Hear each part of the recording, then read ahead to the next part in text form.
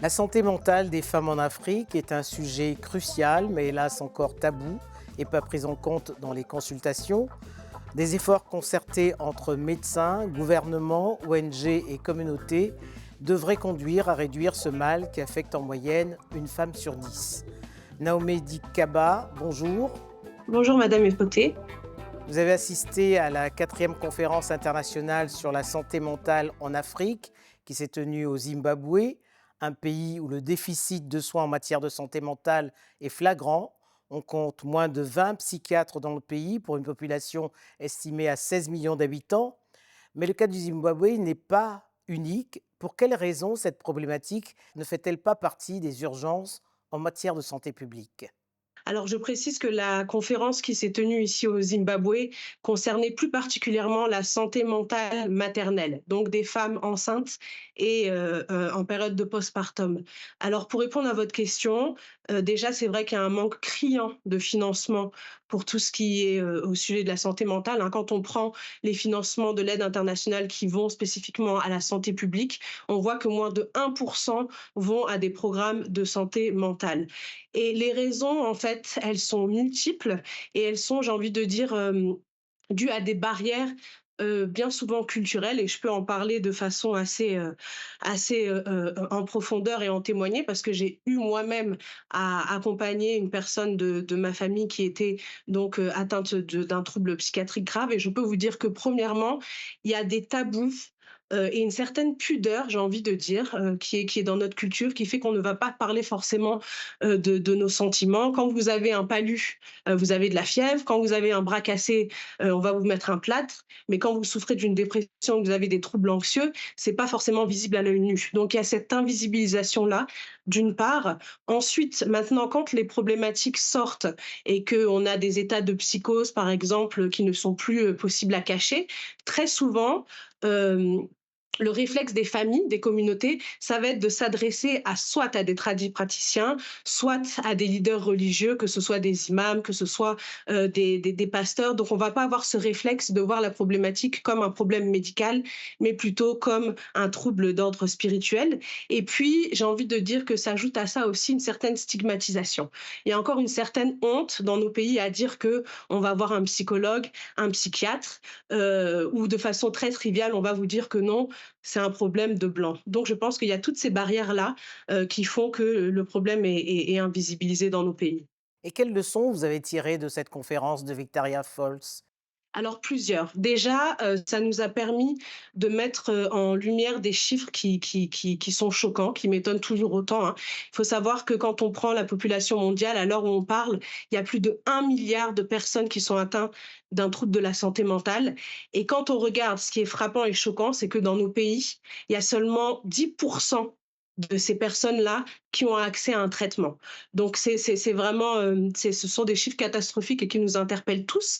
Et maintenant, quand on s'intéresse de façon un peu plus précise à la santé mentale maternelle, donc des femmes en état de grossesse ou en postpartum, on voit que la complication la plus fréquente en réalité, ce sont des troubles de la santé mentale. Il y a une femme sur cinq qui va connaître au cours de la périnatalité, pardon, un trouble de la santé mentale. Les plus courants étant la dépression, les troubles anxieux, mais ça peut aller aussi vers des choses peut-être moins fréquentes, mais tout aussi graves, les troubles obsessionnels compulsifs ou des psychoses, par exemple la psychose puerpérale.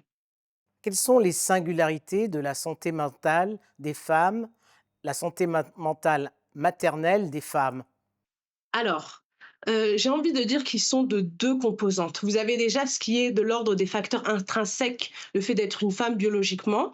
On va avoir des périodes d'achoppement dans la vie d'une femme, des périodes de vulnérabilité qui sont sûrement souvent dues à des changements hormonaux.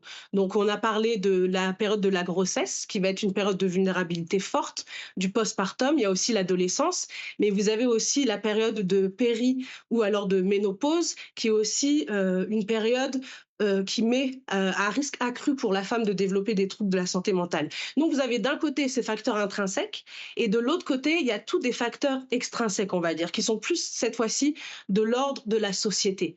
Et en fait, on parle de quoi ici? On parle de la pression sociale qu'il y a dans nos pays, de la condition de la femme. C'est vrai qu'on est élevé, on nous dit souvent dans nos pays, attrape ton cœur, la femme doit être forte, la femme doit supporter la douleur, la femme africaine ne doit pas accoucher avec une péridurale, la femme africaine, lorsqu'elle a un enfant qui est malade, qui porte un handicap, c'est forcément de sa faute. La femme africaine, lorsqu'elle est dans un couple qui connaît l'infertilité, c'est forcément de sa faute. Vous avez tous ces facteurs-là, la pression sociale du mariage, de montrer que tout va bien dans son foyer, etc.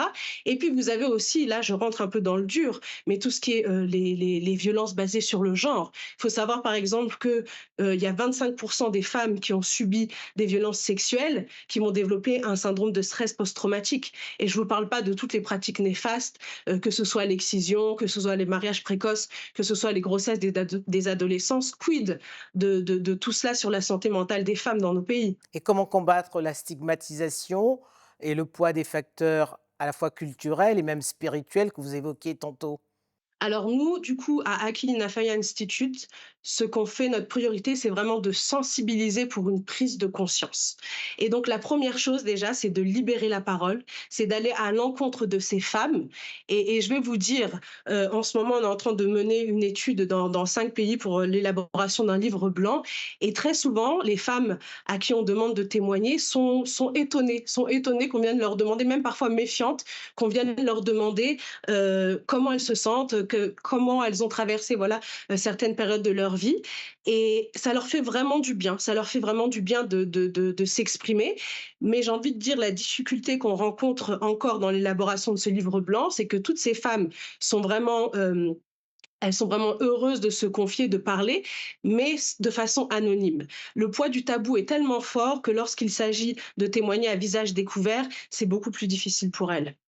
Vous êtes engagé depuis plusieurs années hein, dans ce combat, hein, au travers de votre institut, Akili Nafaya, mais êtes-vous entendu et soutenu par les pouvoirs publics? Mon engagement spécifiquement pour la santé mentale, en réalité, est assez récent, et il émane, en fait, d'un déclic que j'ai eu. J'ai travaillé pendant longtemps dans tout ce qui est la santé sexuelle et reproductive et je me suis rendu compte, en voyageant partout à travers l'Afrique, qu'on ne prenait pas en compte la dimension santé mentale, pour les femmes qu'on servait. Ça, c'est un. Après, comme je vous ai dit, j'ai eu à accompagner aussi un proche dans ce parcours de la psychiatrie, mais mon véritable déclic, il a été quand moi-même, j'ai traversé pendant ma seconde grossesse une dépression périnatale et que quand je suis sortie de là, je me suis dit, mais si moi-même, en tant que femme éduquée, professionnelle de la santé et bien entourée, j'ai vraiment dû me battre pour être prise en charge, qu'est-ce qu'il en est de toutes les autres femmes, en fait, peut-être moins privilégiées. Donc ce combat-là, il est vraiment très récent pour moi et j'ai envie de dire, il y a encore beaucoup, beaucoup, beaucoup de travail à faire en commençant par la sensibilisation et la prise de conscience, aussi bien au niveau des communautés, des populations, mais aussi des décideurs publics pour qu'il y ait vraiment une prise en compte, une intégration de la santé mentale dans tous les jalons du système de santé. Et je peux vous dire qu'aujourd'hui, c'est très, très, très loin d'être le cas. Et quelle différence fait-on, Naomi Dikaba, entre santé mentale et baby blues? Alors là, je pense que vous parlez de la dépression, voilà, la dépression du postpartum qui touche 16% des femmes, donc c'est plus d'une femme sur 10. Donc pour que vos téléspectateurs comprennent, ça veut dire plus d'une femme sur 10 que forcément, que ce soit leur voisine, une collègue, leur femme, ils ont dans leur entourage quelqu'un qui est passé par là. Et donc, on a à côté le baby blues qui, lui, concerne plutôt 50 à 80% des femmes. Donc, c'est la grande majorité des femmes. Ça survient 2 à 5 jours après la naissance.